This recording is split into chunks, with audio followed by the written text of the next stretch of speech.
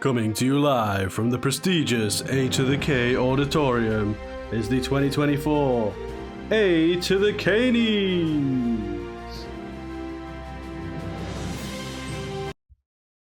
We are back. Yeah, we're on screen. Love it. We are on screen this time. Yay. We definitely didn't mess that up.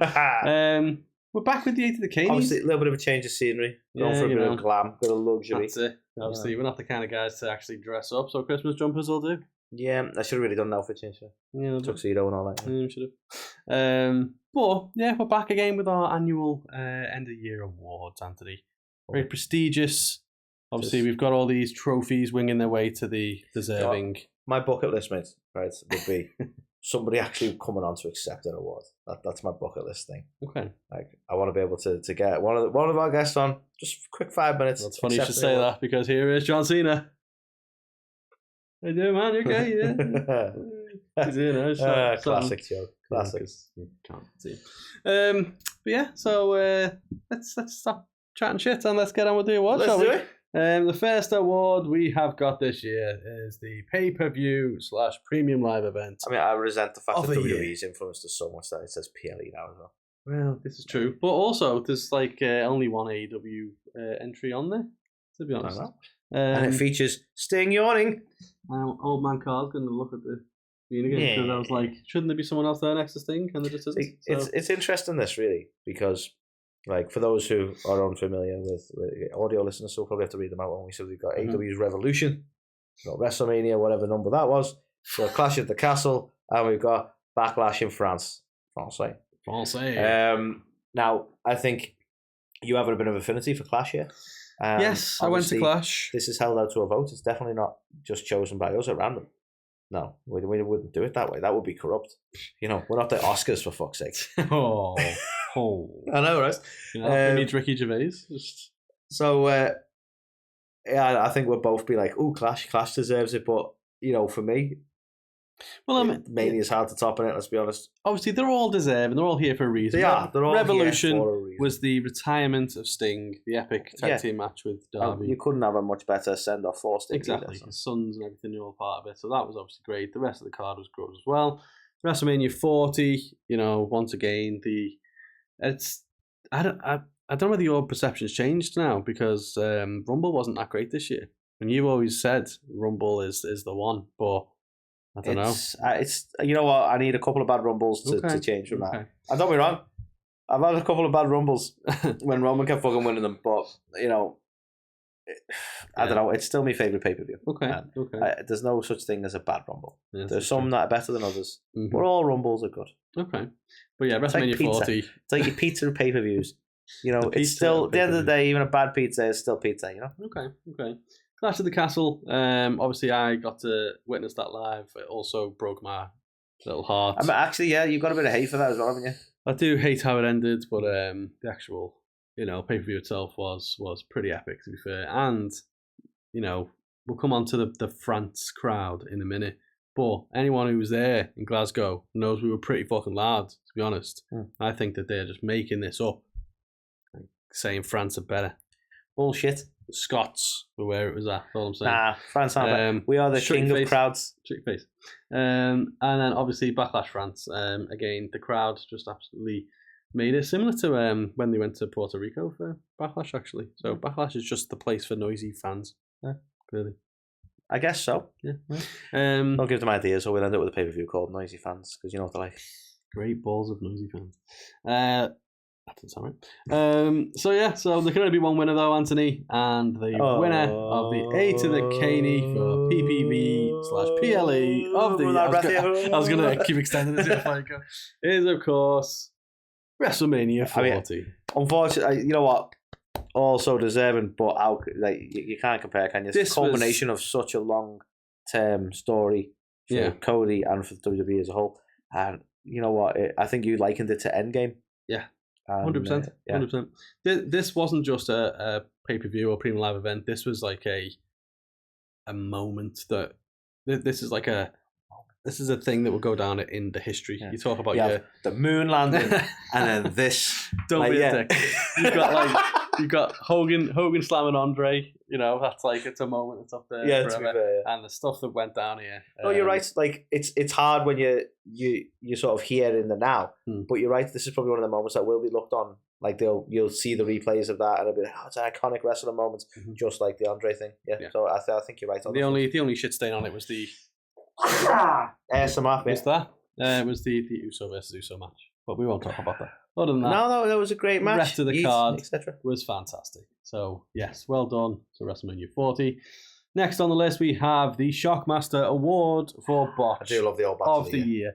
So I will say, I don't know how you felt about this, Carl. I think this year it was actually it was a bit harder to find a Botch. Not only was it hard, but there was actually significantly more WWE botches than AEW. Just throwing it out there to anyone who likes to hate on AEW. Look, and the thing is, you can, like, we're not being nitpicky here. You could probably find botches like, oh, you remember when he tried to go over the rope and he hit his leg a little bit. We're talking significant botches that were noteworthy, that deserve the award. Yeah. So we're not, nitpicking every Let's see, shall we? Before we say that. All right.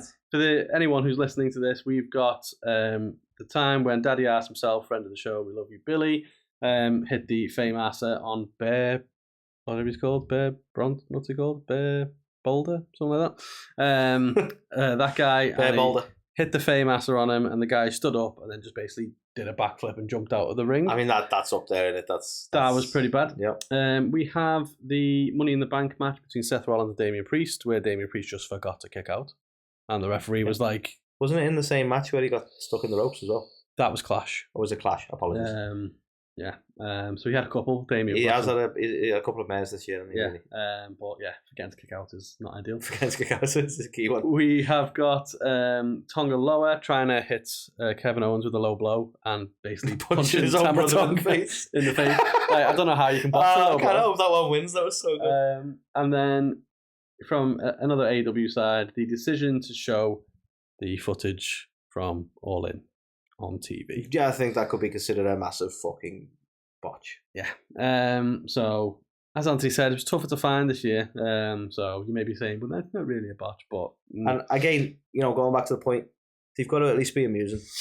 Yeah. You can point out every little botch, every little we don't want to failed bit of footwork or whatever. Hurting himself or Because, I said to Carl when we were considering nominees, there were plenty of botches in the Women's War Games match, but none that you'd really want to focus on massively for this, because they don't want to be massively amusing. It was just you could see a couple of botches here. You don't want to be dicks with it. Do you know what I mean? Yeah. I think, Jericho, I think, has said he hates the term botch. It's like how the fuck you botch something? They're in there doing their jobs and stuff. Sometimes stuff goes. And that's the thing. And I think that's where it's got to be amusing, isn't it? Like it does.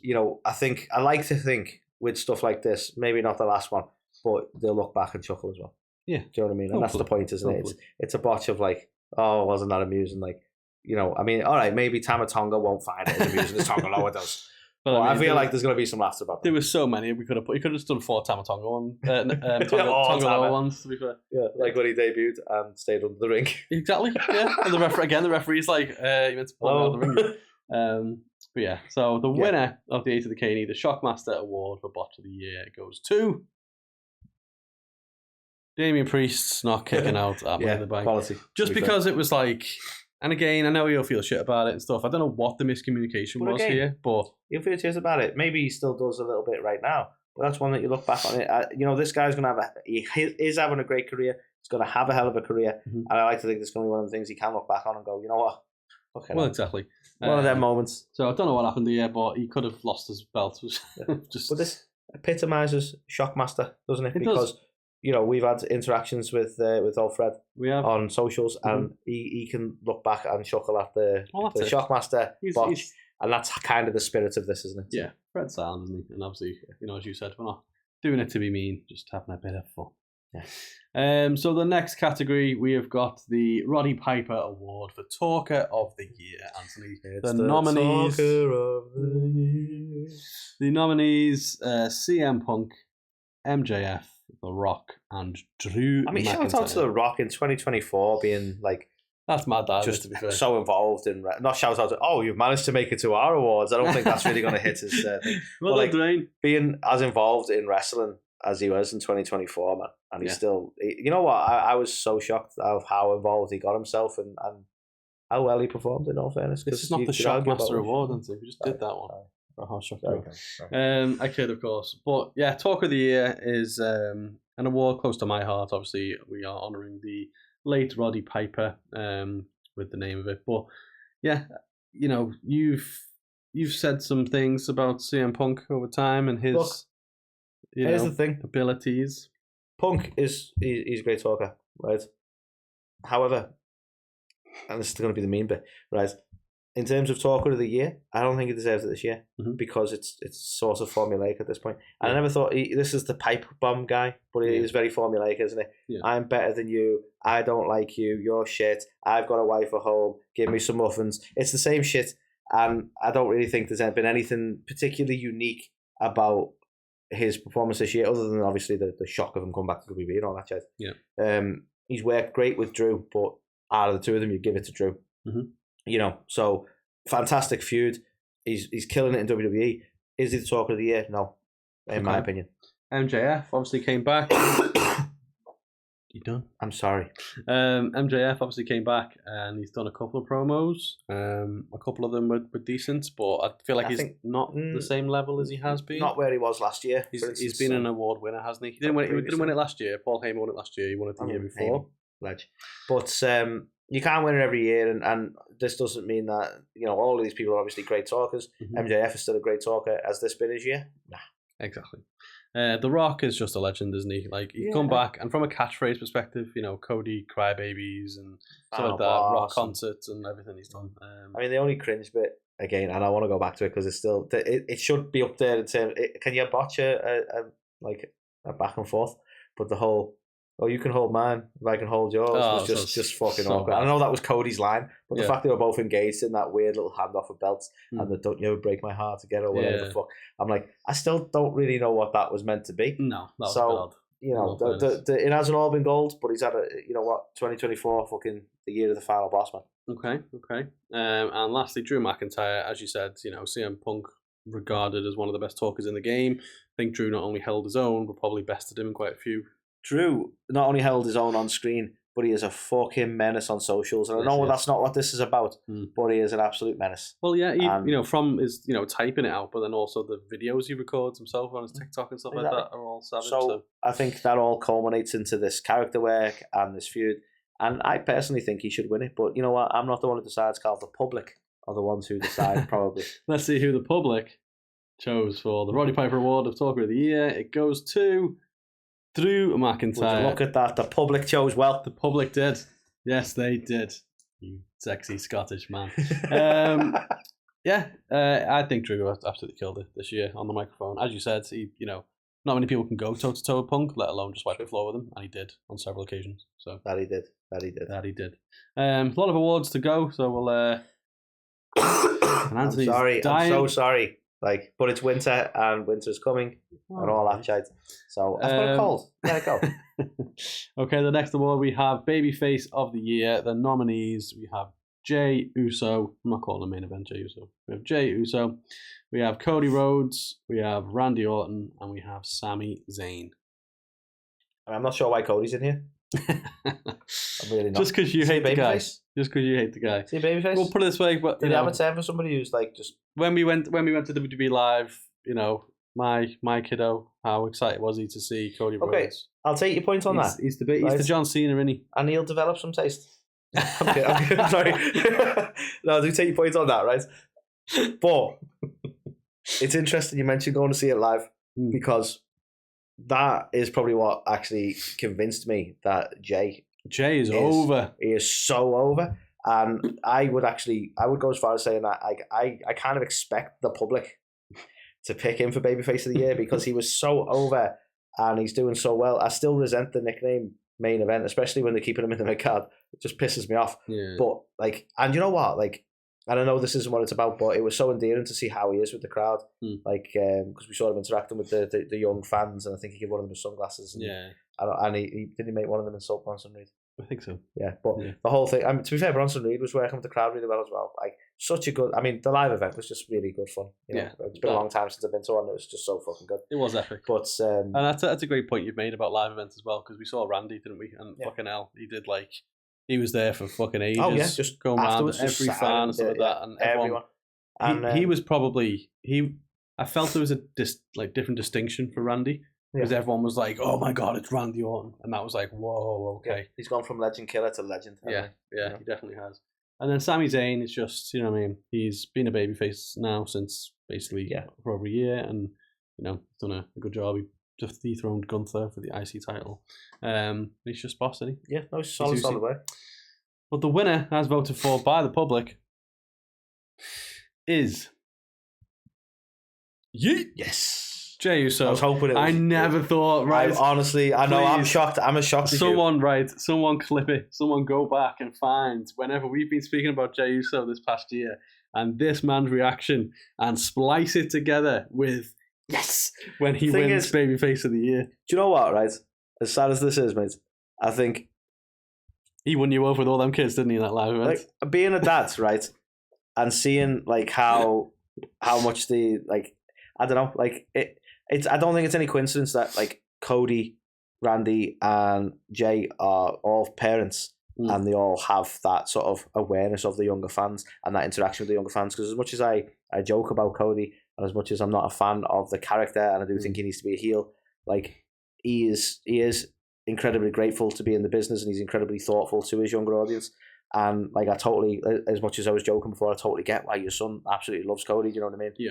And I think he loved Jay as well. Yeah, but that's the thing. But I think that's the thing for all three of them is that they're putting that work in, and that enamors me to them straight away. I'm like, you know what, you deserve everything you get because you like these are the people that are making you, and you're giving them the time, and I think that's fucking awesome. So yeah, he won me over on that live event, and it is probably because of that interaction. Yeah. Never thought I'd see the day. Every good babyface needs a good heel, Anthony, and we've got quite the mix for you here. Heel of the Year, we've got Solo Sikoa, we have got Liv Morgan, we have got Drew McIntyre, and we've got, why do I keep saying Toni Storm? Mariah May. Everyone's Toni Storm, apparently. Yeah. I mean, you know what? Credit where credit's due for Solo. As much as we joke about he gets bloodlight and so all much undeserved shit, He's for someone who's as, like, if you consider how long he's been on the main roster, he's been carrying this quite well. I think he had a bit of a rocky start. I think that's fair to say. Yeah. But I do think he's been carrying this well. I don't necessarily think he might be the heel of the year, but Bloodlight has done a lot better than I ever expected. Is all I'd say. Yeah, I'd agree with you there. Liv, Mr. Steal Your Man, Mrs. Steal Your Man, right there. She's obviously done absolute stellar work there with the treacherous behaviour towards Rhea. She has. You know what's funny? What's really over with me is that fucking insufferable laugh that she does at the end of it. Yeah. Like it's just like she knows what she's doing. And you're obviously a massive fan of Liv anyway, but not because of the heel work. So she can't win every category. Is what I'm saying. Yeah. Drew, we mentioned earlier, he's deservedly the talker of the year, but fucking the shit he was saying, man, got to make him a really boss heel, hasn't it? Like, damn. That guy's a savage. He broke CM Punk's bracelet. He did. Who does that to a man's bracelet, And I dare say his heart. I found out it was one of those, what were those bracelets you used to have when we were kids? It was like if you broke the bracelet, it meant like you had sex or something. Remember? No. Yeah, like you all used to wear like. So you were wearing sex bracelets as a kid? What the fuck is this? I questioned my childhood, actually. Like, just don't tell me your uncle gave you it, or we've got a whole list of all the fucking problems right here. If anyone remembers these weird like bracelets that used to wear like in the early 90s, then please, I do want to discuss this. If you were aware of these weird bracelets that Carl's talking about, let me know, because anyway, it's news to me. Bracelets aside, weird sex bracelets. What colour were these bracelets, Carl? All different ones. And obviously Mariah, I actually dare say she's a really strong contender for winning here. If you think back, and I know it's been a little while, it's been a minute, but if you think back to the actual turn on Tony was brutal, fucking brutal, and one of the best storylines AEW have had. Yeah, and I was worried how she was going to hold up when Tony went away for a bit. Yeah, and she's been fantastic as a heel, to be fair. Yep. Well, Anthony, the public. What do the public say, Carl? I have decided heel of the year goes to Big Daddy Drew, baby. Multi-award winning. Look at this guy. Look at this. Yeah, it's got 2 A2theKnies. At least. More to come. Maybe. Drew's had a phenomenal year, hasn't he? Let's be honest. He's absolute man. You know what? Fuck it. We're going to put him in breakout style. You know what? The thing is, like, we remember him getting the belt, and we both agreed that he got it at the wrong time in terms of getting that vibe from the crowds, because he was our COVID champ, really speaking, among others. And I think you were desperate for him to win a clash for that reason, to get that crowd reaction and get that belt. And he is definitely going to hold the belt again. But the fact that, you know what, it hasn't. The real answer here is fucking CM Punk should be on this list, because no one has ever healed me that bad. Unless you've got a category for fucking bastard of the year, which is unique to Clash. I appreciate, but yeah, I think the key thing here for him is like, he hasn't needed the belt. He's been killing it all fucking year. He hasn't needed the belt. The best thing about his character work as well is it all makes sense. Yeah. Nothing you look at and go, oh, why would he be doing that? Because he's got a fucking chip on his shoulder, and it makes sense why and where it's coming from, which is when you do your best work, really. So, Big Daddy Drew. We like chips. Legend. So we go to Breakout Star of the Year, Anthony. And I definitely know who's on there. This is so funny. So I love it. He looks so different in this picture. So the nominees for Breakout Star of the Year, we have Kyle Fletcher. Okay. We have Mariah May. Okay. We have Damian Priest. And we have Jay Uso. It's a tough one, this, because I dare say this probably has been Jay's breakout year. Yeah, Jay's, the whole main event thing aside, like he, as you said before, he is fucking over. Oh, 100%. Insanely over. Damian Priest obviously got his chance with the title and being the leader of Judgment Day, and actually got the opportunity to lead the show essentially. Mariah May, similar story with Tony Storm, and then Kyle Fletcher is obviously more recent. So he's probably got the weakest claim because his is kind of starting rather than it being firmly 2024. I feel like he's got way more to come in 25 for that. Yeah, agreed actually. Anything to add, or do you want to say? No, I mean, I'll be honest, I don't know what the public are going to say, but I'm kind of leaning towards Mariah in terms of actual breakout star, because I think Damien and Jay were probably, while I would agree that this has been a breakout year for them, they were quite well established. Well, let's see what the public have said. Mariah, I think, not come out of nowhere, but she's like really come up in this year. I also don't remember. So the winner of Breakout Star of the Year goes to Mariah. Fully deserved. I think what's great about her as well is she plied a trade in Stardom, which a lot of people probably, no offense to Stardom, but a lot of people probably never saw what she was doing over there. So to come in as a completely relative unknown, and the work she did, being like Tony's fucking second in command, to the heel turn to becoming this mega bitch, and the stuff she did the mega bitch with Mina Shirakawa and stuff like that as well. I think it's just all been great. So 100%, she's certainly solidified herself in AEW as top dog for the women's division. That's the thing, and I don't want to be disrespectful to Stardom, but this is where I think she deserves it that little bit more, because it is almost kind of like a ground up kind of thing. Whereas Damien and Jay were probably a bit more established with the fans. She's built this year, really. Yeah, 100%. And I think she's done a stellar job. 100%. So well done to Mariah. Next, we have the most savage moment Randy Savage of the year. So we have The Rock asking the fans whether he should sit at the head of the table. We have Drew McIntyre saying CM Punk, for someone who's straight edge, why does he spend up most of his time in rehab? Nice. We have Drew McIntyre again saying that he prayed for this when CM Punk got injured. I mean, that's pretty fucking harsh. And we have very recently Kevin Owens hitting a power driver on Cody after the match. I'll tell you what, it may be very recent, but Kevin Owens is a really fucking strong contender here. That whole match was executed fantastically. Yeah. To the point that it's kind of justifiable as well. There's nothing better than a justifiable villain. You know what I mean? He's clearly the bad guy in the scenario, but you get his motivation. Yeah. Because it's Cody. Not just because of that, but you understand his gripe in a way. Yeah. He feels betrayed by Cody. And you kind of go, yeah, I get that. It's not as bad as you make it out, Kev, but I get it. And then he's like, nah, I'm not breaking his neck. And it's not even the actual pile driver. When he's in the stretcher and he stood on him to praise himself was just fantastic as well. So, killer, absolute killer moments for him. And I hope that it being so recent hasn't hindered his ability to win it, mate. That's all I want to say. You don't hinder the gender or something. What? Something like that. Yeah. But again, all the others, for their own quite obvious reasons, fantastic moments. Drew, again, absolute savage. And if he wins the third one, Carl, this is definitely rigged. Well, the people have clearly spoken. Clearly spoken. It's definitely down to the public, is all I'm saying. But I like his odds. The winner of all 4 categories. Most savage moments of the year goes to... Oh, it's Drew McIntyre! Fuck's sake. Fair. That line about, I'm surprised it's the rehab line at one. Really? Other than I thought the parade for this was just so harsh. Both strong contenders. I just think the cleverness of the wordplay of the line. I just think, the public. The public clearly have good taste. So we move on to why are they all Drew? Funniest moment of the year, and unfortunately Drew is nowhere to be found on here. But we have got Carlito for after Dominic and Liv were stretching out Dom or something, and Damian Priest was like, you need to stop speaking to Liv. It's not that hard, and Carlito looks down and goes, "Looks pretty hard to me." So there's that. We have Chelsea Green preparing for the dumpster match.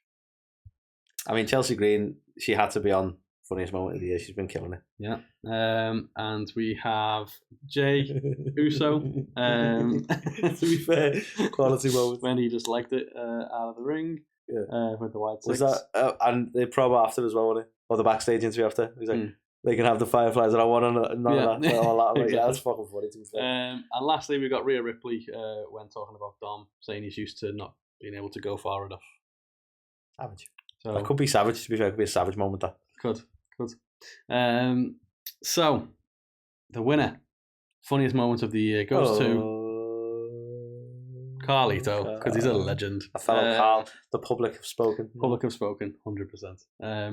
The line was just brilliant. Yeah, and it made me laugh. That's all I'm saying. And the public, it made the public laugh. The public definitely laughed, yeah. Next one, we've got surprise of the year. So we've got The Rock making his return in a relevantly full-time capacity. We have JBL rocking up and clotheslining people in random places. Just being a menace on the indies. We have John Cena returning to announce his retirement tour. Mm-hmm. And we've got Bobby Lashley rocking up in AEW. Yeah, some backlash for that. Anyone stand out? Got any predictions? I mean, it's difficult, Nick, because they are all massive surprises in their own right. Like Cena retiring is an absolute huge deal. And it's one of them. It's impactful. Is it the surprise of the year necessarily? I think at this point in his career, it's not the biggest surprise. Maybe The Rock having such a year he's had with wrestling is certainly a surprise. So they all deserve it in kind of their own way. I think JBL's a bit of a dark horse in this one, because it clearly leans to something, and I just don't know what. And I'm quite intrigued, and I love the fact he's kind of gone a little bit more cowboy and a little less, millionaire, oil tycoon kind of vibe. I like it. Well, the winner of surprise of the year goes to John Cena. Fair, because it's a tough one. This, I dare say, outside of someone like The Rock, he's the biggest name in wrestling. He's probably one of them names you can mention and people will know who he is, even if they're not wrestling fans, and that doesn't happen too often. Yeah, you get your Hogans, The Rock, and you get Cena. Yeah, I think the fact he's not only announced his retirement in advance, but also saying he's basically going to be coming back relatively full time. That's a shock, isn't it? To go, I'm having a farewell tour, basically. So 25 is going to be kind of the year of Cena, really. 100%. So I think that is a big shock, and we'll all miss him. We will. Next category, we have Match of the Year. The nominees are Sting and Darby Allin versus the Young Bucks from Revolution. Solid. Roman Reigns versus Cody Rhodes from WrestleMania 40. Solid. Will Ospreay versus Bryan Danielson from Dynasty. Solid. And CM Punk versus Drew McIntyre, Hell in a Cell at Bad Blood. Yeah, for Bad Blood, eh? Solid. The winner of Match of the Year goes to... Interesting. Ospreay, I mean, it's an absolute banger of a match, to be fair. Do you know what? They were all such good sort of matches, maybe moments in a way as well, like with Sting and Darby. Yeah. But, I think the reason the public chose this one was because the match was the highlight of it, as opposed to the moments surrounding it, I guess. Yeah, and if we're talking Match of the Year, in the technical sense, this was probably the best one. Exactly. And I think it's a match that either hadn't happened before or it happened very, very, scarcely. And to see these two of the best that, to do it kind of go after each other was Yeah. a sight to behold. I think that's been well thought out by the public. I agree. Think so. Yeah. In terms of match of the year, that is truly the public are great, aren't they? They are great. Yeah. Such a good public. Next one, and this is always hard for us. We've got interview of the year. Just us having a little bit of a moment of this is low key brag and a bit of a plug as well, isn't it? Well, it is. Like, if you've not checked any of these out, please go and check them out on the channel on YouTube. Are we right? Or search for them on your podcast place and you'll find them. But nominees for interview of the year, we've got Hornswoggle, is one of our first interviews of the year. We've got Elijah Drago, who again we kind of became aware of through our interview with Billy Gunn and his wife Paula, and he's definitely someone to watch for the future. We had Kevin Von Erich, which was very timely with the release. Yeah. And obviously, he's from a wrestling dynasty, man. Exactly. But to have obviously Iron Claw come out and to have a guy the movie was about, an A24 movie on the show talking about his life was pretty surreal. And I got to speak to Caitlin. I mean, I think this is the problem though. Like, I'm a massive fan of Caitlin, but I feel like it's going to struggle to win interview of the year because you went there, because of the absence of me. And I feel like if you asked Celeste, I feel like even she'd be a little bit gutted that I weren't there. Yeah, she was. Maybe she was. Yeah. I'm sure you had that pre-recording conversation of like, where's Tony? She was. People call me Tony now. Apparently, she was. A2theK won't really work. She was very reasonable, to be fair. She asked whether I wanted to reschedule it and stuff, and I said no, fuck you. I'll have you all to myself. I'm waiting for this moment. So yeah, but I'm surprised she didn't insist on rescheduling. To be honest, and she's like, the funny one's not that good. Sorry, we've already done most savage moment, Anthony. Oh, but no, joking aside, I'm gutted. I like doing our interviews, so I'm gutted when I miss any. Yeah. So that was a bit of a shame, really. And I missed two, actually. I actually missed two. On the same fucking day? On the same fucking day, because you had an absolute mare of a day, and I'm just there like, I'm throwing up, Carl, can't help you. But yeah, they're all very difficult. We had 12 or 13 interviews, I think, this year.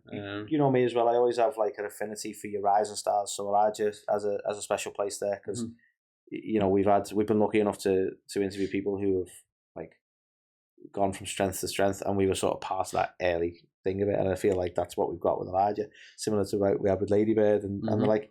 So I always have a bit more of an affinity for them, but it's not what I think, Carl, it's what the people think. It is what the people think, and the people have decided that our interview of the year was Kevin Von Erich. I mean, absolute wrestling dynasty, man. Yeah, such a lovely guy, and you know what, like, and I'm not saying like, I don't know, it's hard to know what anyone would do with that situation, but he's obviously had his challenges, his trials in his life. He's been through a lot, and you wouldn't blame the guy for just hating or hating wrestling, hating everything, and being quite embittered. And he's just such a lovely person, and he's just so grateful for what he's got. And like, that perspective is a difficult one to have, isn't it? Because he's suffered a lot of loss, but like, even after the interview, he was saying to us like, he's just gonna go. I think he was going down to the lake or whatever. There's grandkids and stuff, and he's just appreciating what he has. And like, he's such a lovely guy, and it was such an endearing conversation. And especially when you have to touch on topics that are a bit sensitive, like massively sensitive in his case. The fact that the Von Erich name is allegedly has a curse against it is insane. You know what I mean? Like, that's how much tragedy he suffered. But like, it's fully deserving, because it is. It was a really good interview. He's such a humble guy, such a nice guy, and fully enjoyed that one. I don't know what else I can even add to that. You said it so eloquently. Thanks, but yeah, it was a lovely interview. Without the M's, it might have been more eloquent, but I think I am more than you. That's the one thing. That's the one. Please don't do an AM count when you watch these interviews. Count, we've got to put that in Because there. that's not great. Next award, Tag Team of the Year, Anthony. The nominees: we have the Young Bucks, we have the Miz and R-Truth, we have Bianca Belair and Jade Cargill, and we have Finn Balor and JD McDonough. That's a really tough choice for me this year. Hate them all equally. I'm kidding. No, it's been a bit of a wild year for tag teams. Like, a lot of these tag teams, like, obviously Miz and R-Truth was like it's a revisit, isn't it? Mm-hmm. The Awesome Truth, and I think that probably gets a lot of people as well. Like, I remember that. So I get why they're on the list. I do.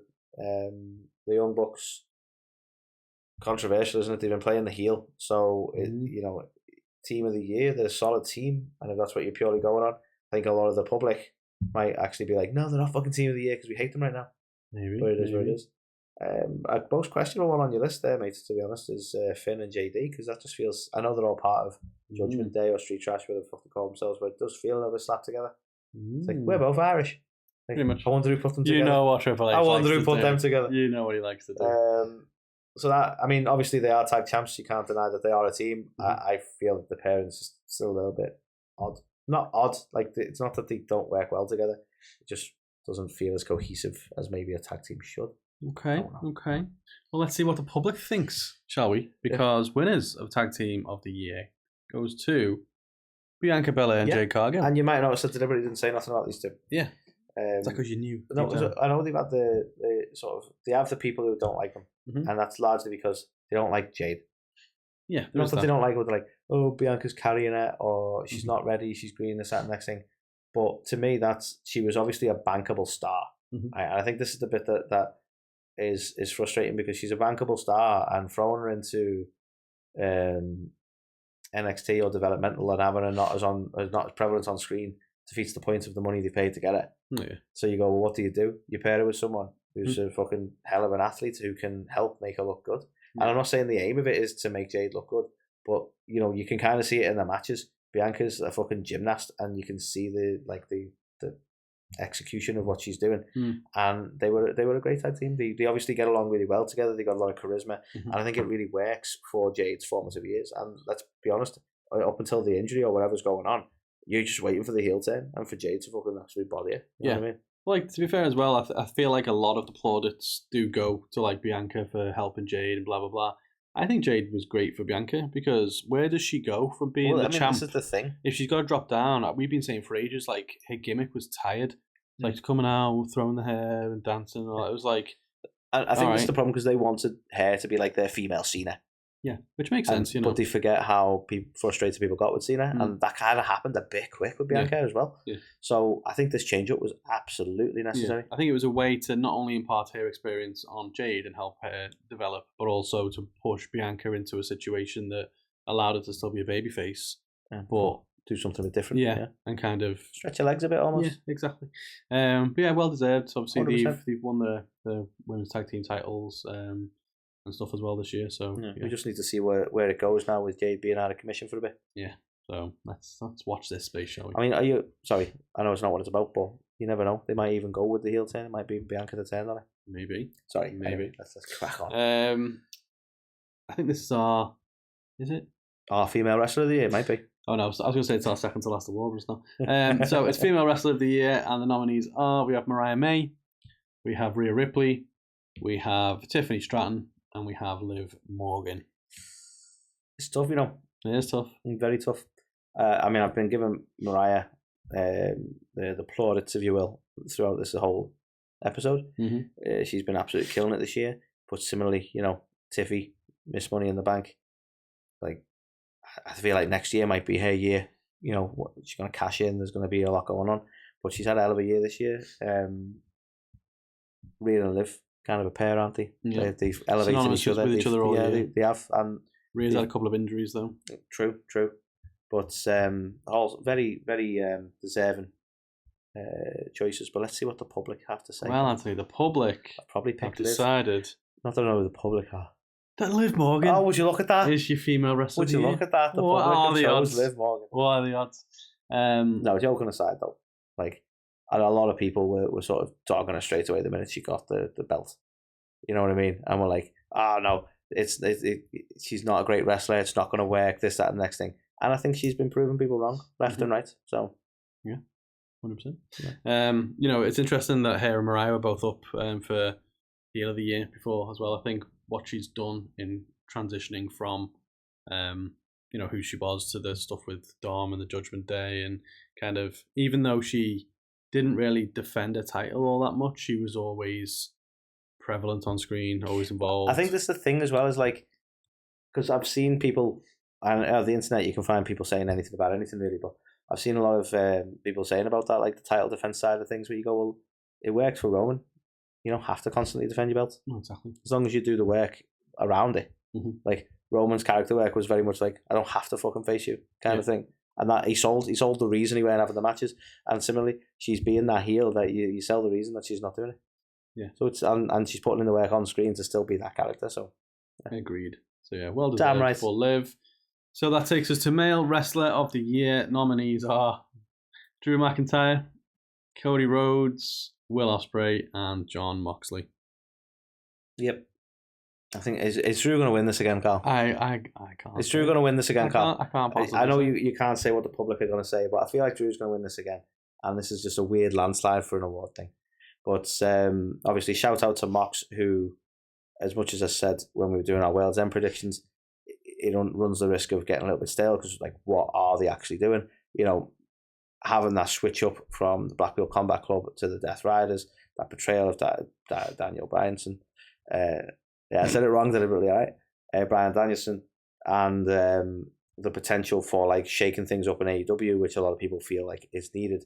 You know, absolute shout out to that work he's putting in there.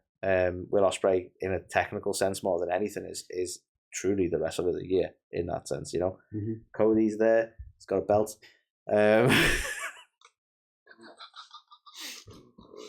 I'm sorry. I'm unnecessarily. No, Cody obviously. He's paining you, isn't it? You're like, no, nice. No. He's obviously like, I am waiting for the heel turn. I do feel like it's coming, right? No chance. But without a doubt, obviously, he's finished the story. He's been holding it down as the champion. He's having some good. Like, I was a bit questionable about, like, you know, when he won the belt, and it's like, well, let's face AJ, and it's like, yeah, we want the match, but where's the actual reason? But like getting into feuds like the KO thing, and hopefully heading towards Randy Orton, that's the kind of shit I want. And you know what? Fair play to him.